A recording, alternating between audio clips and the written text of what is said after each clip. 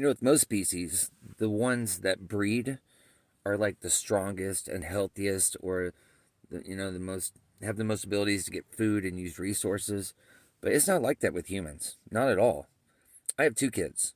I have one kid because I put green neon lights on a Hyundai Tiburon, and I have another kid just because I was kind of funny.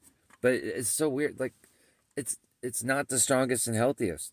When I was 19, I lived in Fayetteville, North Carolina, and two doors down there was another 19-year-old. I had a house, but she had dropped out of high school. She was living with her sister and her sister's husband. And after a while, we got to know each other, and she would come over to my house just to smoke weed. That's all she came to my house for.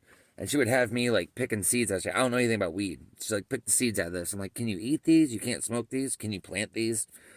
But anyway, after a while, coming over to my house, I was like, how come when you come over here, we don't fuck? We've never fucked.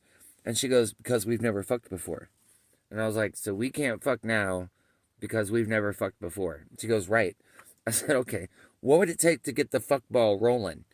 And she thought about it and she goes, $200. If you gave me $200, then we could have the initial fuck and then we could fuck from then on.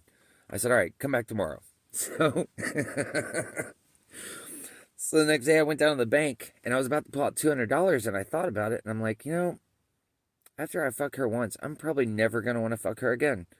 So instead of getting $200 out, I got 4 10s and a whole bunch of ones. So it looked like a lot of money. So it was probably really like, I don't know, maybe $52. And I had it rolled up with a rubber band around it. And then when she came over, I said, $200, right? She goes, yeah. And I gave her the 200. And then we fucked. And I was right. After that, I didn't want to fuck her again. And turns out she never even talked to me anymore after that. But I could have passed that gene down. That dishonest gene could have been passed to another generation.